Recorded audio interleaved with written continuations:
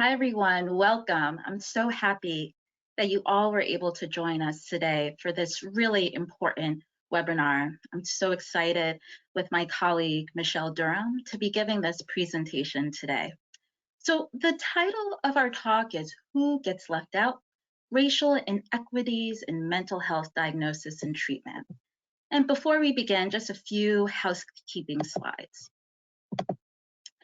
Just want to let everyone know that the ability for the APA to provide this webinar today is through funding that was provided through SAMHSA. And also, please note that you're able to submit credit for continuing education, given that this is a program accredited by the Accreditation Council for Continuing Medical Education. So make sure that you are able to claim your credits for attending this webinar today. Additionally, I just want to let you know about some of the features with this platform that we're using today for this webinar. You have access to the PowerPoint slides that we'll be going through today in the form of a PDF handout. So just know that if you go to your features on the right side of your screen in this platform here, if you're using the desktop version of this platform, if you go all the way to the bottom, you'll see a tab for handouts. And you're able to double click on the PDF file and download it onto your computer. If you're using the Instant Join Viewer, you can see here in the slide the icon that you can click in order to access the handouts. And also at the end of this session, we'll have a Q&A session, and really looking forward to having a robust discussion with you all today in conjunction with Dr. Durham. And just know that, again, on this desktop platform for this webinar, if you just go down and look for the tab that says questions in the area of the attendee control panel, you'll be able to submit your questions, questions that may come up as we move forward through this webinar. I look forward to going through those questions, bringing them up for discussion, so make sure to insert your questions. And again, we have some instructions over here on the right if you're using the Instant Join Webinar feature. And both myself and Dr. Durham, we do not have any financial disclosures to report. So I'll have Dr. Durham introduce herself. Hi, everyone. I'm equally as excited to be presenting today with Dr. Crawford, my colleague here at Boston University School of Medicine. I'm a clinical associate professor of psychiatry and pediatrics, and I'm also the vice chair of education in the Department of Psychiatry here at Boston Medical Center. At Boston Medical Center, I practice clinically as a child psychiatrist in our outpatient clinic, serving kids and families in our safety net hospital here, and as an adult psychiatrist in our psychiatric emergency room here at BMC. Dr. Crawford, I let you now introduce yourself. Excellent. So I'm Christine Crawford. I'm also an adult and child psychiatrist. I also work at a Boston Medical Center, and I see kids in our outpatient child psychiatry clinic there. I'm also an assistant professor of psychiatry within the Boston University School of Medicine, and really looking forward to having this conversation with you all today. First, I just want to outline our learning objectives, and we really hope to be able to touch upon all of these different points so that when you walk away from this talk, my hope is that you have a firm understanding of these three key points. So the first is to understand the historical context of structural racism and how that's impacted mental health diagnosis and treatment. We're also going to talk about different examples of bias and racism in common mental health diagnoses, and we'll discuss strategies to reduce bias and racism in mental health diagnosis and treatment. So I really hope that we'll be able to hit on all of these points today and to make this webinar quite memorable.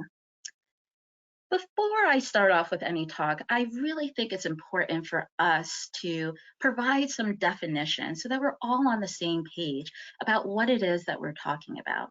And the discussion today, talking about the inequities within mental health diagnosis and treatment, it's important for us to appreciate the role that racism plays in all of this. So let's lay out the foundation by talking about what racism is. Now, it's an organized system of oppression that disadvantages certain racial groups designated to be inferior compared to those designated as superior. And the public health expert, Kamara Jones, has a beautiful definition that I really think reinforces the impact, the tremendous impact that racism has within our culture and society. And she defines it as a system. Again, notice that in both definitions, we're talking about a system, and it structures certain opportunities and it assigns value based on the social interpretation of how one looks. Because when we think about race, it is a social construct, but we're looking at ways in which there are certain opportunities that are being given to certain people just because of the way that they look. And when we do this, and when we continue to do this, it unfairly disadvantages some individuals and communities. It also advantages other individuals and communities. But what it does as a whole, because we're disadvantaging a whole group of people just because of the way they look, we're sapping the strength of the whole society, and we're essentially wasting vital human resources because we are not providing the opportunities for everyone. And I really want you all to think about that when we're thinking about how we are providing clinical care. Are we continuing to reinforce the system, making it such that certain people are advantaged, in position of advantage and privilege, and others aren't? We need to hold this concept in mind. The other definition that is so important for us to cover today is talking about health disparity and comparing that to what health inequity is. I've noticed that there seems to be a lot of use of both terms, but they're used interchangeably. And it's really important for us to all be clear about what it really means. So, a health disparity is thinking about a difference, simply looking at a difference with regards to health outcome. And the reason why we talk about health disparities is because we're looking at the difference in health outcomes based on various social determinants of health and how they impact different population groups. And when we see these disparities, we see differences in what the actual environments look like in which our patients live in. We are looking at disparities with regards to access and utilization of quality care. Keyword there is quality. We're also looking at differences with regards to health status and outcomes. But when we're talking about health equity, when we're talking about health inequity, we're really referring to a state of unfairness. And we're talking about differences in health. And I love this definition right here from Margaret Whitehead from the WHO, in which she talks about these differences in health, but talks about how they are absolutely unnecessary and they're avoidable. And they're considered to be unjust and unfair. Again, because they're unnecessary and they're avoidable. We need to continue to educate ourselves so that we don't continue to fall down some of these pitfalls in which we are seeing these health outcomes that are totally unnecessary and avoidable. And these inequities, this state of unfairness, can lead to a variety of disparities. And the disparities that it can lead to result in the choice of lifestyles that a lot of people have access to, and the type of lifestyle that folks are able to live. It's severely restricted because of a number of structural reasons and issues and barriers. Exposure to unhealthy and stressful living and working conditions, that's simply unfair and something that can be avoided, but leads to certain health outcomes and disparities within those outcomes. Inadequate access to essential mental health services, and thinking about just social mobility. And that's one of the important parts within our society is having the ability to advance yourself, to advance your position for not only you, but for your family and future generations. But thinking about how health and health outcomes can actually restrict one's ability to move up the social ladder here, and thinking about that immobility. Going back to Kamara Jones, and she has that beautiful kind of allegory that she used to discuss structural racism, institutional racism. Um, and she talks about a garden and thinking about our society as the soil and the opportunities that our society provides for individuals. And when there's a certain system that's in place that isn't uplifting, it's not enriching, it's not nourishing, we're going to see some differences in the outcomes.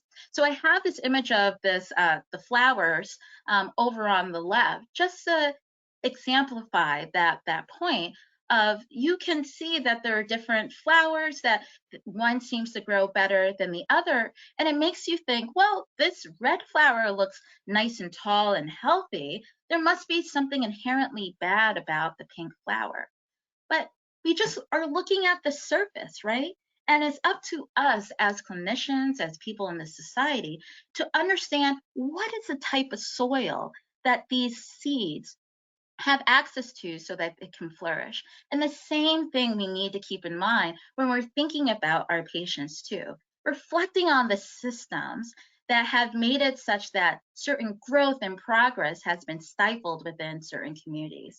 And thinking about our role as clinicians and how our biases and limited access to good quality care can also make it such that the opportunities for growth, for healthy outcomes just aren't there because we, as clinicians, are getting in the way of that. When we're reflecting on psychiatry and the history of psychiatry and thinking about some of the barriers that have made it difficult to see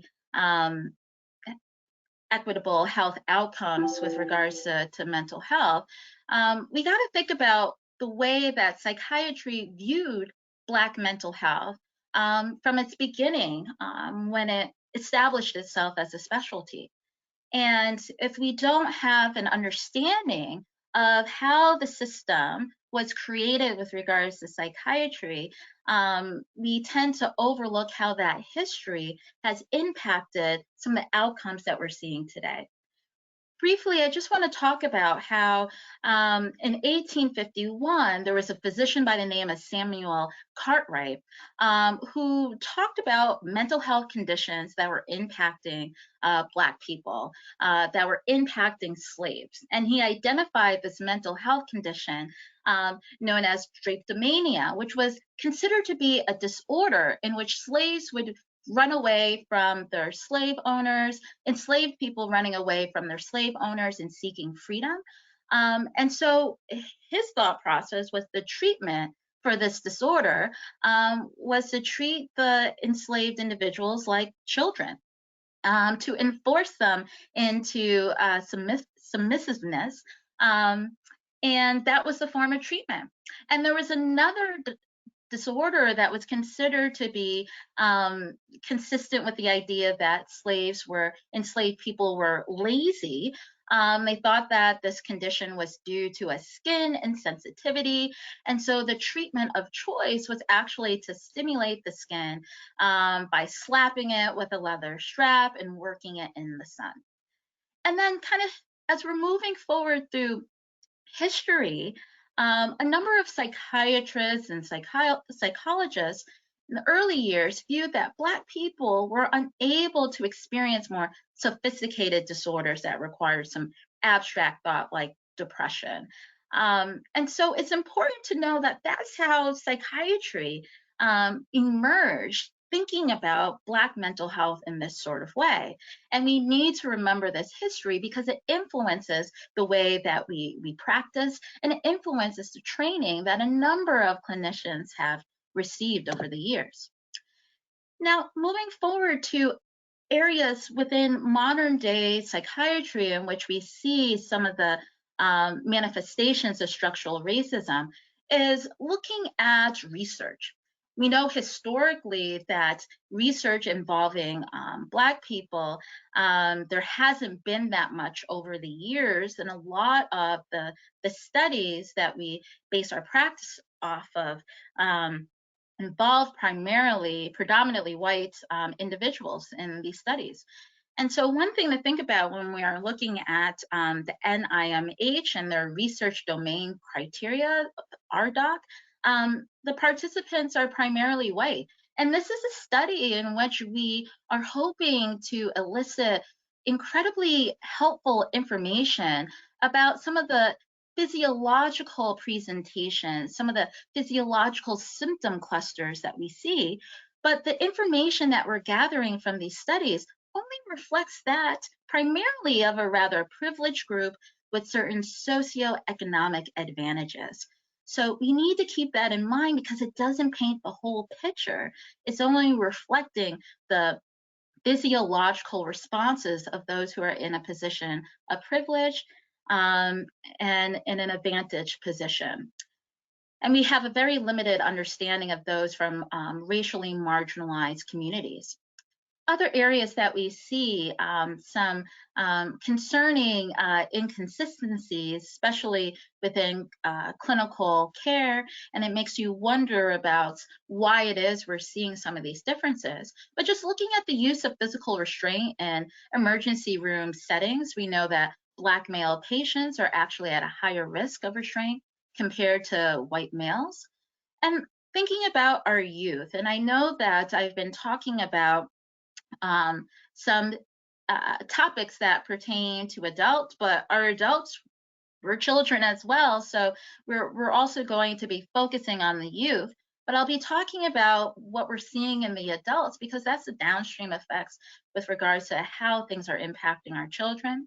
But I'll back up a little bit and say that we know that Black youth and other youth of color receive more punishment and less treatment than white youth for substance use disorders and disruptive behaviors that we see in young people. For some reason, Black youth and youth of color who are engaging in these behaviors are more likely to incur criminal sanctions than white youth.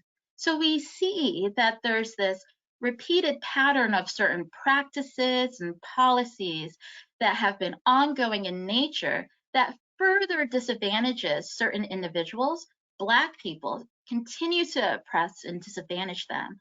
And this is happening in 2022, it's happening today. Quickly, I just want to touch upon this figure that talks about the different levels in which we can experience racism.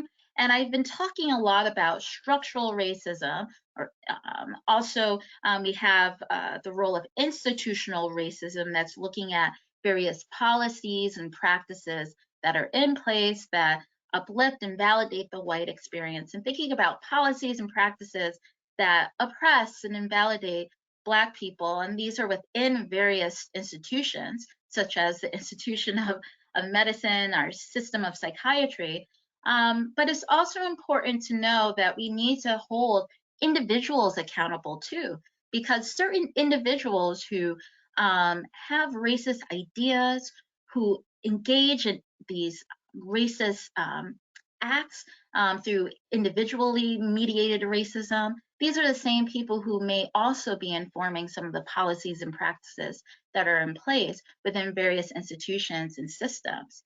And then we also need to think about culturally, what sort of messages are we conveying to Black people, white people, all sorts of people within our culture that uplifts and validates the Black experience and invalidates the white experience. So I just want to show this, that this occurs on multiple levels, and we need to keep all of this in mind.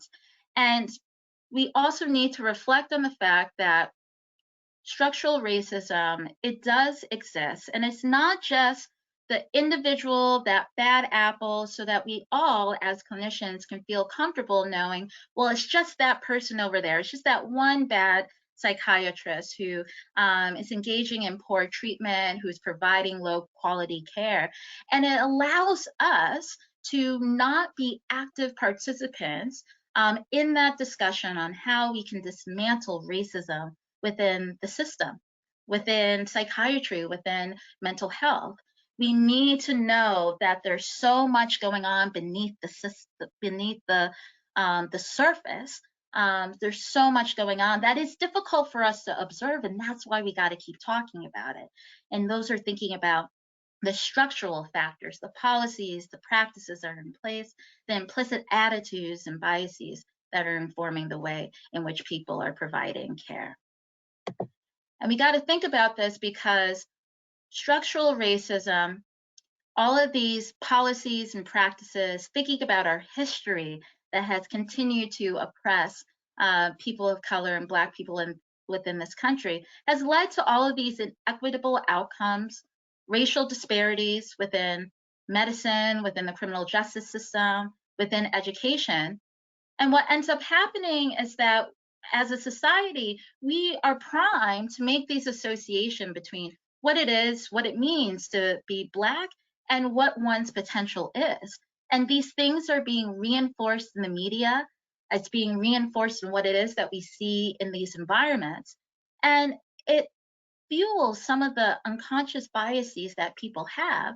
So when they are practicing psychiatry, when they're implementing certain policies, all of this is informed by what it is that they know, what it is that they've experienced throughout their life, and what it is that they see.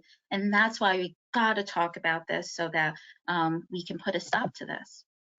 Now, how are we going to achieve mental health equity? I'm really looking forward to Dr. Durham's talk, in which she goes into a little bit more detail about this. But we need to know that there are serious consequences when we aren't taking any steps towards action with regards to providing equity within psychiatry. These are people's lives. And if we're not providing good quality care, we're going to see these downstream effects in these children growing up to be adults who are experiencing the consequences from clinician bias, from not being adequately treated and diagnosed. So we can't be silent to this any longer. We need to act. And we need to acknowledge that racism exists everywhere, including here within psychiatry. And racism is a determinant of mental health, and it influences clinical practice, has a profound impact on patients, and it is a system. And we also need to know that it's a system in which the clinicians also are in a position of power, not only because psychiatrists, other mental health providers have that clinical knowledge, that expertise that gives them a certain privilege or power, but also thinking about what it is that you bring to the table with your own race too, and being able to provide certain treatments, making certain diagnoses. You are kind of exerting a sense of power, right? And so we need to think about that power and how it's continuing to reinforce this ongoing system. Quickly, I'm just going to share some statistics about Black mental health. Again, kind of thinking about more globally some of the downstream effects and what it is we're actually seeing. We're seeing these numbers, but we need to be curious about what is driving these numbers. What are the things that are driving these numbers that are difficult for us all to observe and for all of us to take note of? We know that Black people represent about 13% of the population, and nearly 20% of Black people are impacted by mental illness. And what is interesting is that even though the prevalence rates are similar with regards to a variety of different mental health conditions, we see that there are differences with regards to utilization rates and access to mental health services. And also we see that the severity of the symptoms seems to be much greater in Black people, and that Black people experience 20% are more likely to experience 20% more psychological distress when compared to the general population. And as you can see here on this figure, this is just looking at, now these are adults, looking at mental health service use, and particularly among those who are living with serious mental illness. And you could see, interestingly, that Black people historically tend to use any form of mental health treatment at lower rates. But what we're seeing, including both outpatient and prescription medication, But also we're seeing that for some reason, Black people are more likely to utilize inpatient services when compared to whites. Again, a reflection of the severity of the illness that people are presenting with. Um, 1 out of Black Americans who need mental health actually receive it. And we need to understand what those barriers are all about. And thinking about our children, and there's been a lot of discussion about this, how our children, our Black children, now we're talking about kids between the ages of 5 to 12, are definitely impacted by this. Something is going on. And we all should be left scratching our heads, wanting to understand why this is happening.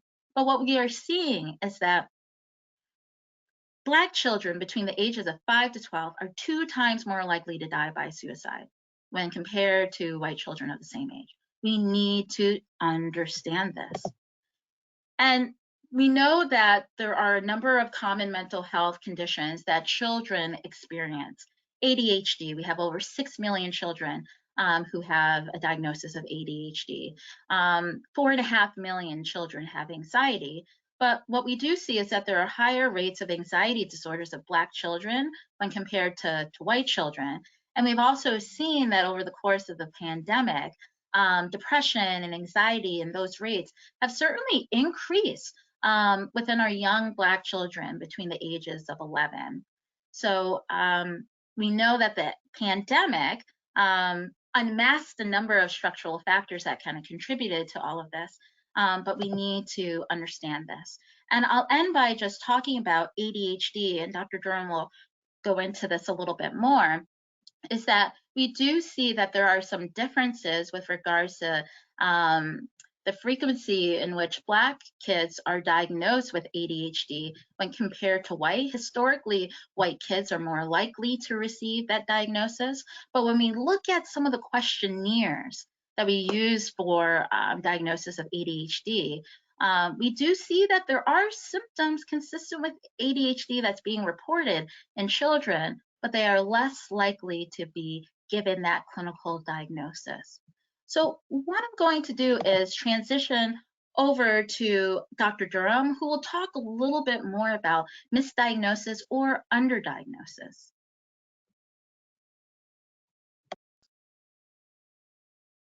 Thank you so much, Dr. Crawford, for really setting up what I'll be talking about in the next few slides, is really thinking about some of the reasons for why and strategies that all of us as clinicians can use so that our Black children and youth can get the services they need when they need it. And as we know, between the pandemic and prior to the pandemic, there's been an inability for folks to engage in treatment.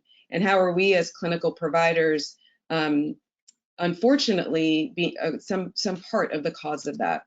So in the next slide, I'm talking, my slides are set up to really think about this interplay between the symptom presentation of youth, clinician bias, and the stigma and treatment delays, and how they all interplay together to some of that data that Dr. Crawford presented, that youth are not, unfortunately, they're either getting misdiagnosed or underdiagnosed and sent down a very different route, which is not a treatment route when they really need mental health care. So in the next few slides, I'm going to present some data and really looking at what we already know, and there's been good literature and evidence out there. And so what's missing, essentially, right? Some studies have suggested that Black children and other children of color are overdiagnosed with neurodevelopmental disorders and disabilities. They're disproportionately represented in special education. We know that parents and teachers also may differ regarding their experiences and the knowledge that they have at appropriate expectations or child behavior at given developmental levels. As child psychiatrists, Dr. Crawford and I depend on teachers often to provide that sort of collateral information when we're seeing children and families in our offices. Teachers can be a window into at least letting you know and understand at this child at their developmental level, because they see first graders or second graders all the time, sort of how are they different than the other kids in their class. But we also know that there's bias in teacher report, which I'll talk a little bit about. The parent side of this is that we know that many of our screening tools and the things that we use have been formed, if you will, for a white population. And so we do need more research and evidence and thinking about what is culturally different, how are parents viewing their kids, their family in the context of other kids and folks that they know in their own communities, and how do we better align to understand how the presentation and the symptoms may be different. We also know through some reports, and I'm going to have a lot of data in this Ring the Alarm, the crisis of Black youth suicide in America, that we know that through this report that was done through the Congressional Black Caucus, really a call to action for all of us in the field, for those that work with children and adolescents, for people that are policymakers, for people doing research, that there is a lot that we need to do to think about how do we do this work better, because we're failing our kids, we're failing our Black youth. We can go back one slide. I wanted to talk a little bit about the Black youth expression of depression in particular, and thinking about how symptoms different than white youth when we think about how they present with maybe externalizing behaviors that are different than their white counterparts. Next slide. So Black youth dealing with mental health issues are more likely to be referred to inpatient services than white youth. They're often pushed into the juvenile justice system where access to adequate treatment is even less available. The data from the National Comorbidity Survey Adolescent Supplement indicates that compared to their white counterparts, Black adolescents are significantly less likely to receive care for depression. That externalizing behavior that we talk a lot about, so outwardly maybe quote unquote disrespecting teachers, leaving the classroom frequently, maybe not showing up for school, a lot of outward sort of behavior really gets misdiagnosed, if you will, for conduct or other behavioral issues. The court systems end up getting involved quite frequently. We know that our Black youth are policed at much higher rates than other kids in the school system. So this Ring the Alarm, the crisis of Black youth suicide, really looked also in thinking about what's going on here at a broader level. We know that youth and caregiver mistrust of the mental health professionals.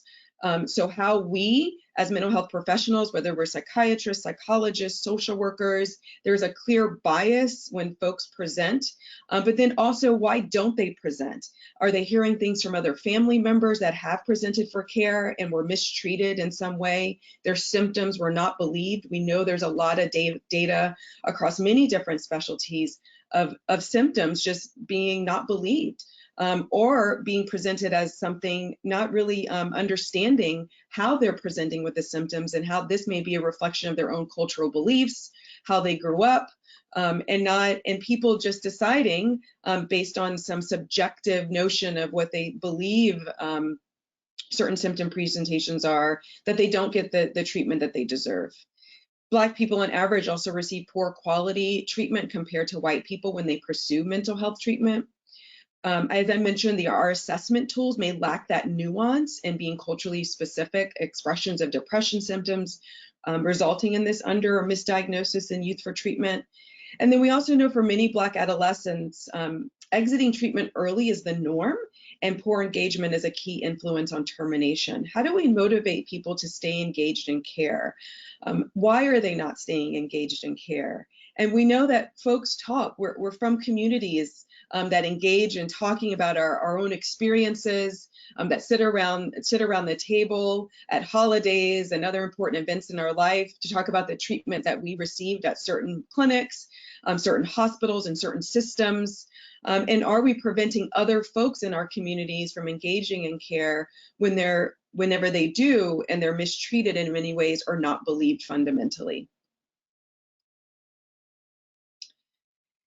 So thinking about mental health diagnostic clarification considerations in general, and there's a great review that Liang and colleagues completed, a systematic review that really focused on the current theory in our research, an attempt to answer two questions. What evidence exists that supports or contradicts the idea that racial and ethnic minority youth mental health problems are misdiagnosed? And what are the sources of these misdiagnoses? And we know, as some of the data Dr. Crawford and some of the data I'll present later, it's leading to folks not being able to engage and going down a route that has really lifelong consequences when they can't engage in treatment. So a series of problem-based vignettes, a survey study found that mental health professionals, psychiatrists, social workers, psychologists, were more likely to assign a diagnosis to a non-Latinx white youth as compared to Black or Latinx youth. So just not being able to even receive a diagnosis for presenting symptoms, which we know once receiving a diagnosis can help within the school system, can help with other systems that the person is involved in to get them the services that they need. After controlling for age, gender, functional impairment, and prior service use, Black youth in mental health services were less likely to be diagnosed with ADHD or mood disorder compared to white youth. After controlling for socioeconomic status, age, gender, and functional impairment, Black youth were more likely than their white youth to be diagnosed with disruptive behaviors and conduct-related problems. Black youth are shown to be more frequently diagnosed by their clinicians with conduct disorder and psychotic disorders, and less often diagnosed with mood, anxiety, adjustment, or substance use disorders. In psychiatric inpatient settings, in this same review, they saw that Black male adolescents were more frequently diagnosed with schizophrenic spectrum disorders, while white adolescents were more often diagnosed with alcohol use, major depression, and bipolar disorder. And we know that there's like huge stigma in our society in general when we start diagnosing people with conduct, oppositional, schizophrenia, and is that clinician bias to give a less stigmatizing sort of diagnosis to white youth as opposed to Black youth. Also, not understanding the symptom presentation may be different, asking questions in a way that the youth and their family can answer and feel that they're not being judged, that they're not being discriminated against, that their stories are seen as true. Are we thinking about the impact of racism and discrimination on the everyday life of the youth in our treatment centers? There's a delay in diagnosis for kids that have autism. For Black children, they were less likely than white children to receive an autism diagnosis at their first specialty care visit. We know that autism diagnoses early in life in that 0 to 2 age range are critical to the prognosis and to the services that kids receive. Black children are more likely to be diagnosed with adjustment disorder and conduct disorder than be diagnosed with ADHD. Cross-cultural studies in the US have shown that children of color are assessed and treated at much lower rates than their white counterparts for ADHD symptoms in general. Last but not least, we can go back and just think of prevalence studies in general. We know that there are relatively few racial ethnic differences in the patterns of disorders. That's been studied time and time again, but diagnosis and treatment setting seems to indicate more racial and ethnic inequities.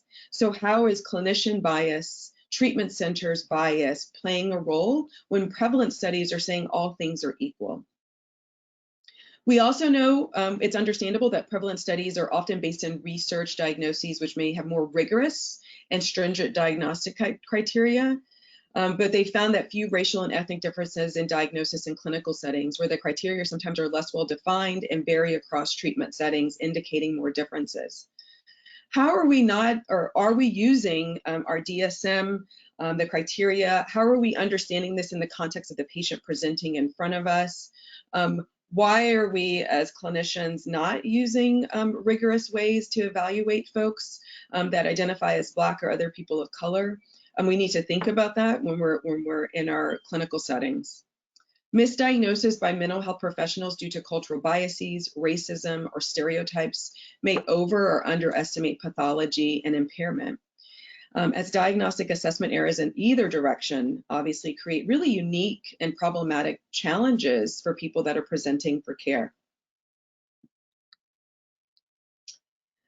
And then, you know, as I'm discussing that interplay, right, we have clinician bias, we have the symptom presentation that systematic reviews have seen time and time again, but there's also that interplay of once in treatment, sort of what happens for folks. And there's data to support that once in care, Black people and other people of color receive less information about treatment. They're more likely to give inappropriate treatment referrals and recommendations for their presenting problems. and are misdiagnosed when they have the same presenting symptoms as white people. They don't feel heard, they don't feel understood, they don't feel like the clinician is listening. We hear this, and there's good evidence and research to support time and time again that there is a misalignment between the person presenting, the clinician, and the tools that are used to come up with an appropriate diagnosis and treatment plan. So what are the consequences of underdiagnosis and misdiagnosis? There are several, and we all need to be a part of advocacy and thinking about how do we do this differently, because there are lifelong consequences for folks. The main one that we hear very often is the school to prison pipeline.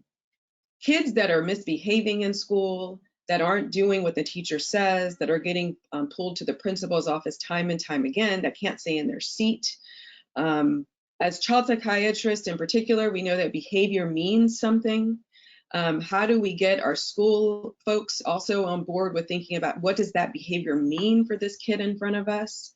But that is not happening at that level. Black students are suspended and expelled 3 times more than white children, almost 3 times more than to be involved in the juvenile carceral system once they have a suspension or expulsion.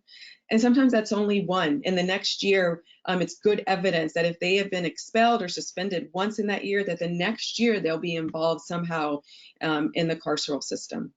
There's really harsh school discipline policies that overuse suspension and expulsion. There's this zero tolerance policy that really criminalize minor infractions for kids.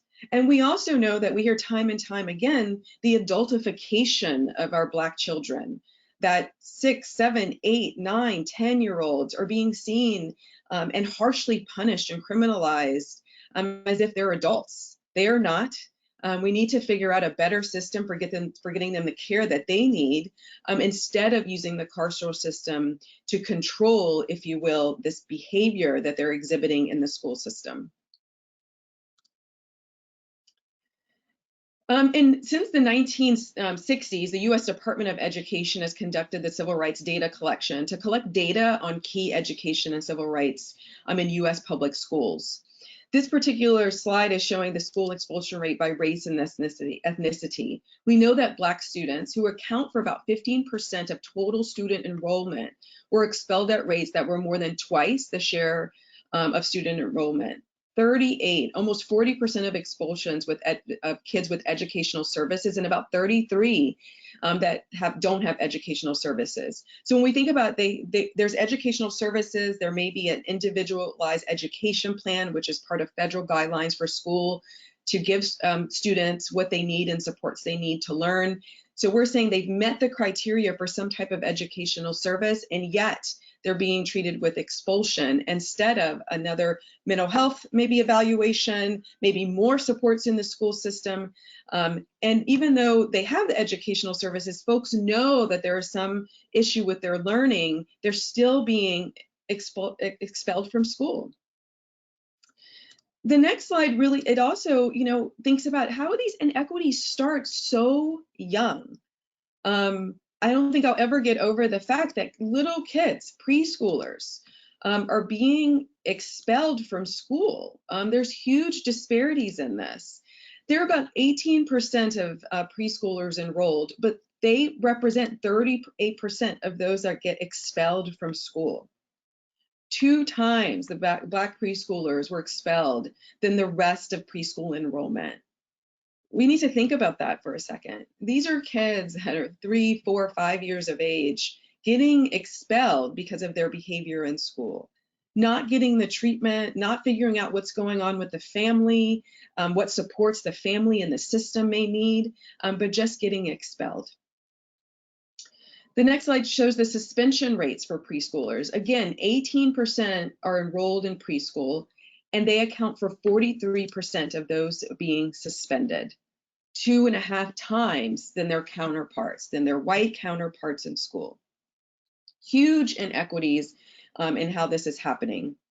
One thing to talk about in this, disparities in suspension and expulsion is that we know that teachers have a lot to do with this as well, and that Walter Gilliam and his colleagues at Yale in about 2016 did a standardized vignette of preschoolers with challenging behavior. They were randomized to receive the vignette with the child's name, implying that they were either maybe a Black boy, a Black girl, a white boy, or a white girl. They were randomized to different teachers in the school system that they were utilizing, but this was preschool. And the findings revealed that when there was some challenging behavior, teachers gazed longer at the Black children in the vignette, especially Black boys.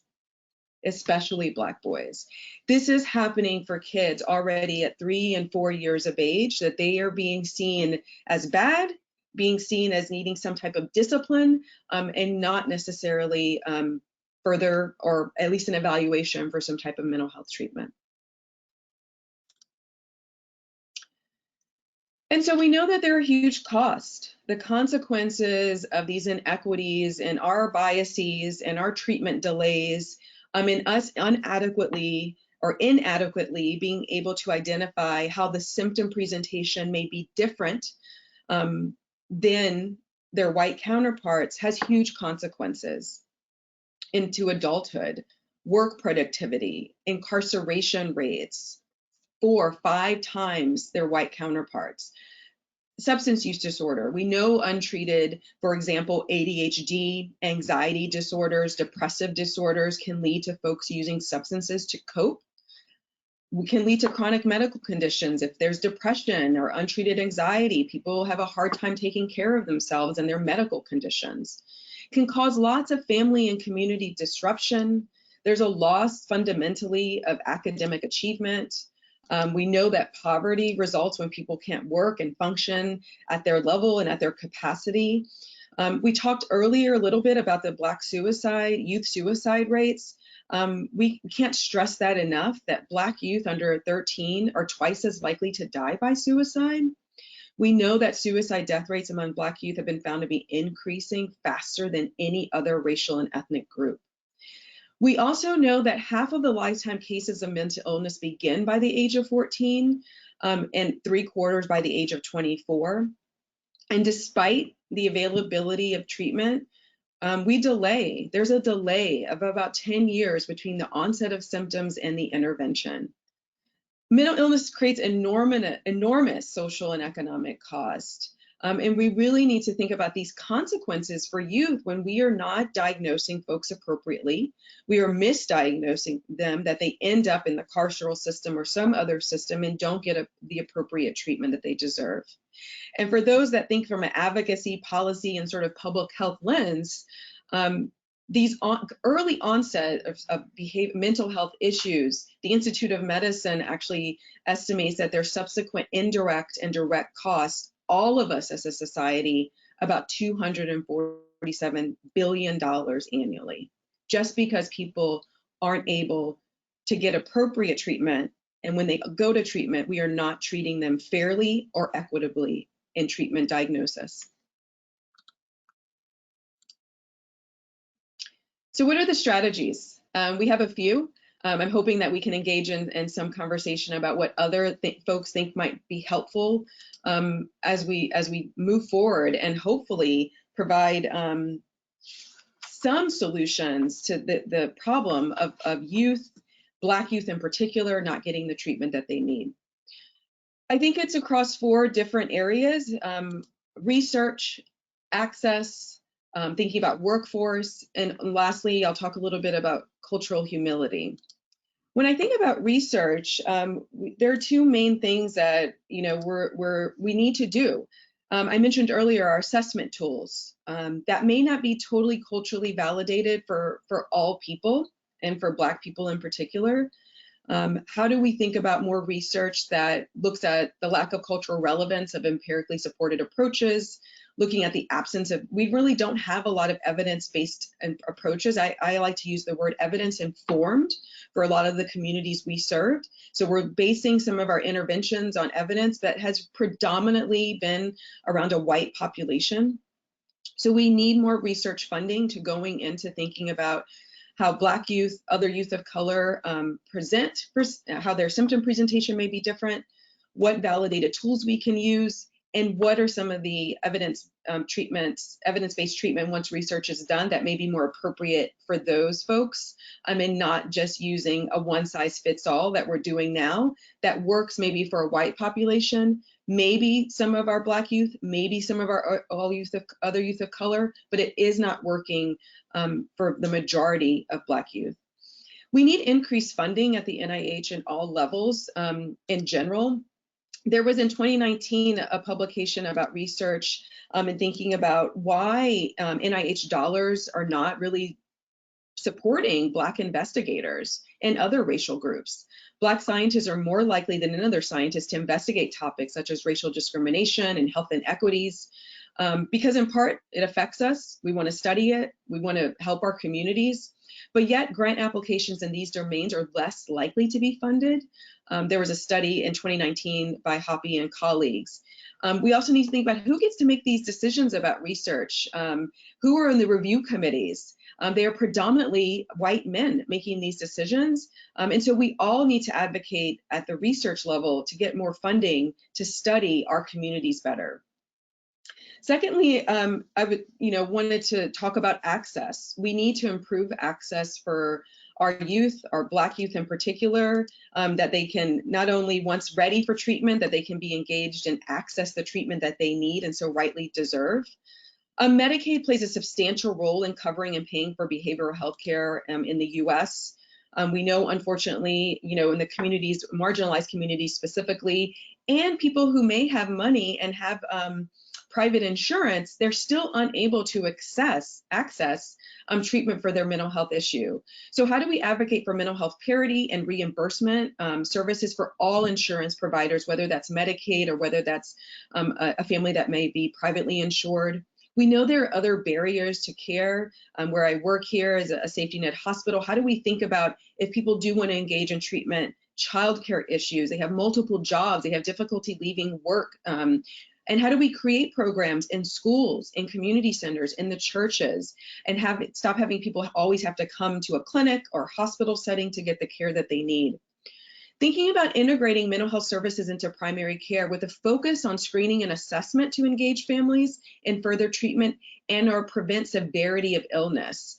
How do we start early from that prevention and promotion, have screeners that are happening in the pediatric primary care settings to note even an inkling of something happening with a youth or family, that they can start getting the education they need, that they may be able to sit with a clinician and start talking early on about some of the difficulties before it reaches a point of severity, of suicidality, of a suicide attempt.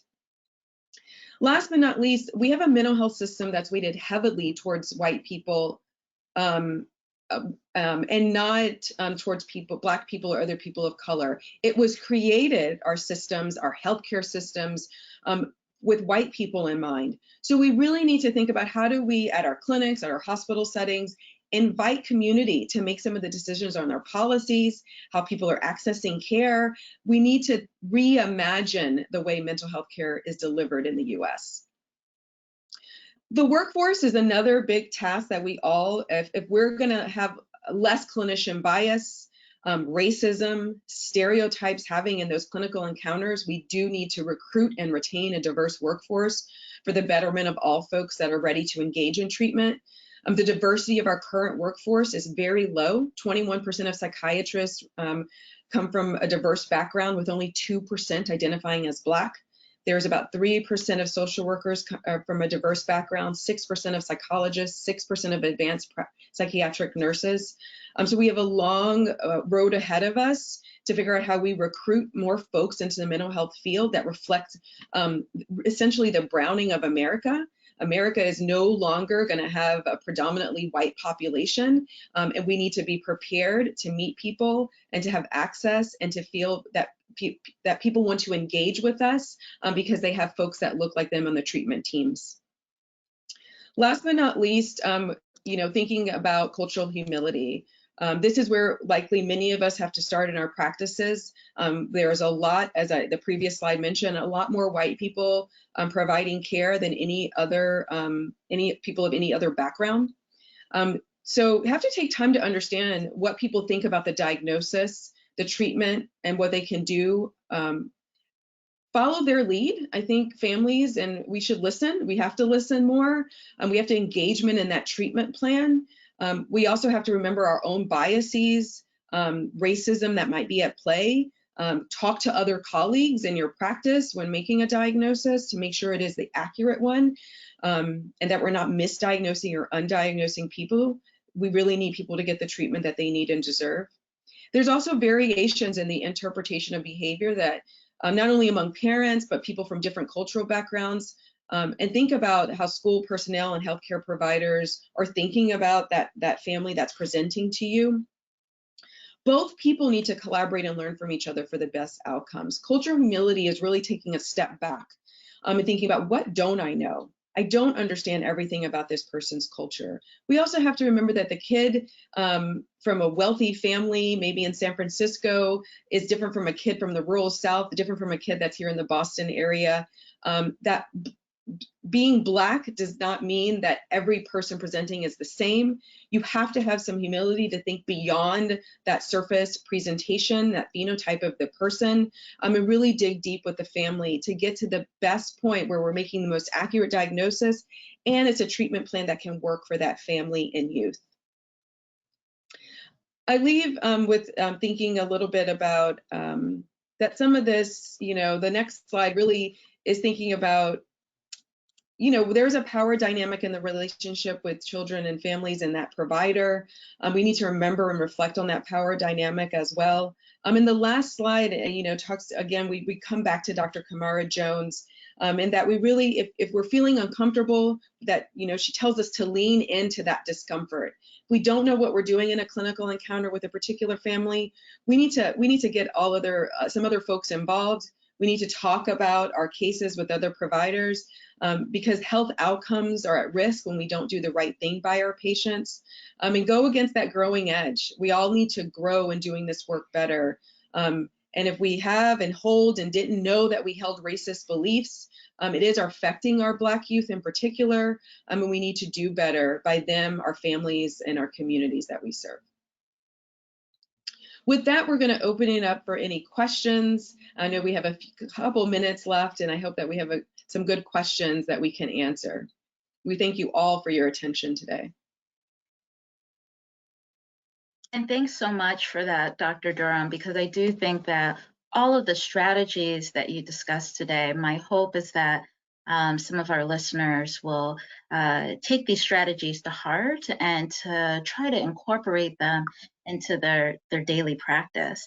And in the minute that we have remaining, one of the things that I imagine that came up from one of our attendees was just kind of thinking about any potential tips for treating parents who have a child who may have received a misdiagnosis. So how do we advise our parents who have children who might not have received the correct diagnosis at first?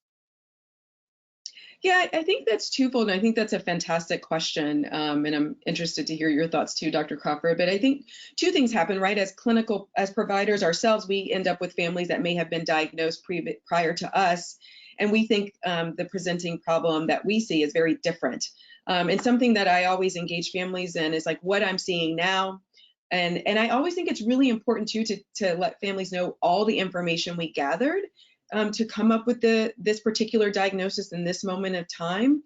How do we not, think also about what happened previously? Sometimes I do know that we gather more data and information when the person's in front of us, and diagnostically, it may be something different that we think. But I think being completely transparent ultimately with a parent about what do we think is going on, why do we think it's going on, recommendations for treatment, and what do they think they can engage in? I think it's just really, really important. There are many times families come to us and they're like, I have no idea what's going on, as if they never even were told diagnostically. And, as we talked about in the presentation, there are many Black families from, research and questionnaires and surveys that have been done were never really even explained what was going on. We have to do a better job of that psycho-ed piece of our work. Mm-hmm. Absolutely well said. And we just need to empower the families that we work with this knowledge, and to make sure that when they leave our offices, they have a clear understanding as to what's happening with their kid. So I want to make sure that everyone is aware that they can obtain credit for watching this webinar today. You can see the instructions here on the screen. So make sure to contact this email address here if you happen to have any questions about how you can claim credit for today's webinar. So thank you so much for attending today.